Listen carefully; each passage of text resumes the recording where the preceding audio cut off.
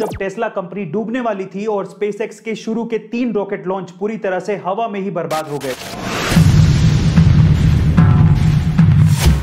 हमारी असली दुनिया के असली आयरन मैन और दुनिया के सबसे क्रांतिकारी आदमी माने जाने वाले एलोन मस्क ऐसे ही इतनी ऊंचाइयों पर नहीं पहुंचे।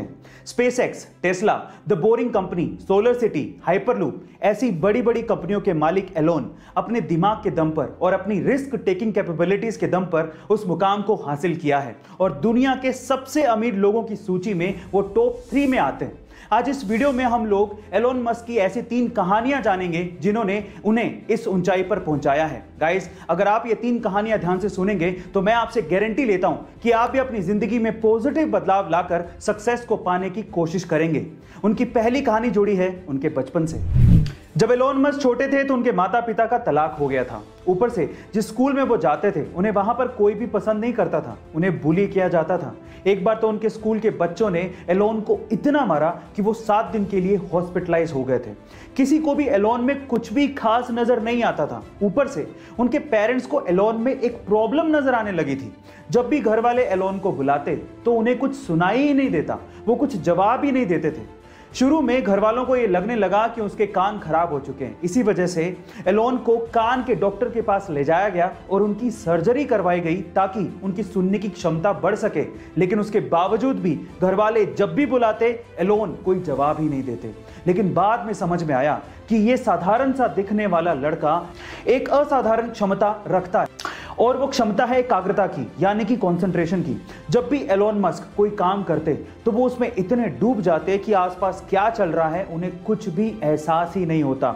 जब वो बुक्स पढ़ते या फिर कोई काम करते या फिर सोचते तो वो पूरी तरह से अपने माइंड को कंसंट्रेट कर देते थे। गाइस, यहां पर उनके बचपन से ये बात सीखने लायक है कि जब भी आप कोई भी काम करें अपना 100% फोकस सिर्फ उसी काम पर लगाएं, आपको सक्सेस मिलेगी ही। अगली कहानी जुड़ी है उनकी टीनेज से।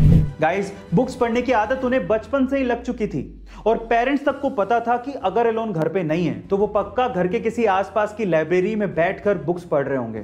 उन्हें बुक्स पढ़ने की आदत इतनी ज्यादा थी कि लाइब्रेरी की बुक्स वो खत्म कर चुके थे और जब कुछ नहीं बचा तो उसके बाद उन्होंने एनसाइक्लोपीडिया तक चाट डाली थी। अपनी पढ़ाई को आगे कंटिन्यू करने के लिए उन्होंने साउथ अफ्रीका छोड़ा और वो कनाडा शिफ्ट हो गए। बाद में हायर स्टडीज के लिए वो यूएस चले गए। तब यूएस में जॉब्स के क्राइसिस बहुत ज्यादा थे, लेकिन इंटरनेट का क्रेज बहुत बूम पर था। तब उन्होंने अपने भाई के साथ बैठकर इंटरनेट पर कुछ करने की सोची। उस वक्त उन्होंने ये ध्यान दिया कि येलो पेजेस नाम से एक बुक आती है जिसमें छोटे बड़े जितने भी बिजनेसेस हैं वहां पर लोग इनके कॉन्टैक्ट नंबर और उनके एड्रेस को ढूंढा करते हैं। तो उन्होंने सोचा कि क्यों ना एक ऐसा सॉफ्टवेयर बनाया जाए जिसमें येलो पेजेस की जरूरत लोगों को पड़े ही नहीं और सारी चीजें उन्हें इंटरनेट पर ही अवेलेबल हो जाएं। उन्होंने कंपनी का नाम रखा Zip2 और आगे चलकर ये कंपनी इतनी ज्यादा फेमस हो गई कि कॉम्पैक्ट ने इस Zip2 नामक कंपनी को $307 मिलियन में खरीदा और एलोन मस्क 27 साल की उम्र में ही मिलियनेयर बन चुके थे। अब वो चाहते तो आगे की सारी जिंदगी बड़ी आसानी से काट सकते थे, लेकिन अब सुनते हैं उनकी तीसरी कहानी जिसने उन्हें अमीर और मशहूर बना दिया। Zip2 को सेल करने के बाद एलोन ने पूरी दुनिया में बैंकिंग ट्रांजैक्शंस को आसान बनाने के लिए X.com नामक एक कंपनी की शुरुआत की, जो कि आगे चलकर पेपल नाम से मशहूर हुई, जिसे eBay ने $1.5 बिलियन में खरीदा था। अब एलोन मस्क के पास पैसा बहुत था और अब बारी थी दुनिया को बदलने की। इसीलिए एलोन मस्क ने अपने पैसों को ऐसी कंपनीज में इन्वेस्ट किया जो कि फ्यूचरिस्टिक आइडिया थे, लेकिन लोगों को ये आइडियाज बेकार लगते थे। जब एलोन ने इन कंपनीज में अपना पैसा डाला तो लोग उन्हें पागल और पैसा बर्बाद करने वाला कहने लगे थे। सन 2002 में एलोन मस्क ने अपने पैसों का 75% हिस्सा स्पेसएक्स नामक कंपनी में लगाया, जो कि सस्ते स्पेस व्हीकल बनाना चाहती थी और लोगों को स्पेस की सैर करवाना चाहती थी। और सन 2004 में बाकी बचा हुआ पैसा टेस्ला कंपनी में लगाया, जो कि इलेक्ट्रिक व्हीकल बनाना चाहती थी। लेकिन कुछ भी आसानी से नहीं मिलता। एक वक्त ऐसा आया जब टेस्ला कंपनी डूबने वाली थी और स्पेसएक्स के शुरू के 3 रॉकेट लॉन्च पूरी तरह से हवा में ही बर्बाद हो गए थे। अब एलोन के पास सिर्फ इतना ही पैसा बचा था जिससे या तो वो टेस्ला कंपनी को बचा पाते या फिर स्पेसएक्स के चौथे रॉकेट लॉन्च में खर्च कर पाते।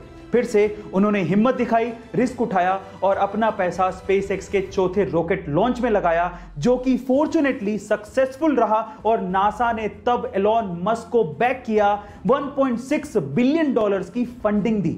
उसके बाद से स्पेसएक्स ने कभी पीछे मुड़ के नहीं देखा और आज स्पेसएक्स दुनिया की टॉप 6 स्पेस एजेंसीज में शुमार है और टेस्ला ने तो एलोन मस्क को दुनिया का सबसे अमीर आदमी बना दिया है। यहां पर सीखने लायक बात यह है कि अगर आपके आइडियाज पर आपको भरोसा है तो रिस्क जरूर उठाओ, क्योंकि किस्मत भी उसी का साथ देती है जो कि अपने आप पे विश्वास रखता है और रिस्क उठाता है। याद रखो, गिरते हैं सिपे सलार जंगे मैदानों में, वो क्या गिरेगा जो अपने घुटनों पर चले।